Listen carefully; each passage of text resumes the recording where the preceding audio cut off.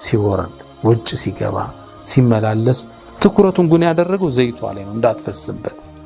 ከ2 ሰዓት በኋላ ዞሮ ወደ ጠቢቡ ሰው ገባ። እንደገባም ጠቢቡ ሰው አንድን ጥያቄ ጠየቀው። ወጣቱ ደስተኛ ነበር፣ ዘይቱ ሳይፈስ ይዞት ስለመጣ። ይሄ ነበር ለሱ ስኬት የመሰለው። ጠቢቡ ሰው ግን ምን አለው?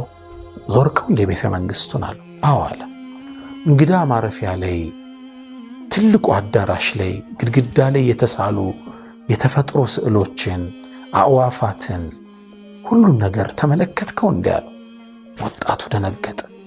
እርሱ ትኩረቱን ያደረገው ዘይቱ እንዳይፈስበት ነው። ቤተ መንግስቱን አልጎበኘው። እሺ አለው አስከትሎ። እነዛ ለዓመታት 10 ዓመት የፈጀባቸው የአበባ አስተካካይ ጋርደን ጠባቂዎች የሰሩትን መስክ ማሳየው አለው። አላየውም። ወጣቱ ትኩረቱ ዘይቱ ላይ ነበር። እርሻ አለው። እሺ አለው አስከትሎ። የዓለምን ዕውቀት ሁሉ ሰብስቦ ያዘውን ቤተ መጻሕፍትስ በደንብ ጎበኘኸው? ሸልፎችን አያቸው አለው። በእርግጥ በዛ አልፎ ሄዷል፣ ግን ትኩረቱን ያደረገው ዘይቱ ላይ ነው እንዳይፈስበት። አላስተዋለውም። ወጣቱ ደነገጠ። ዘይቱን ይዞ በመምጣቱ የተሰማው ደስታ ጠፋበት። ከዛም ምን አለው? በል እንግዳ እንደገና አለው።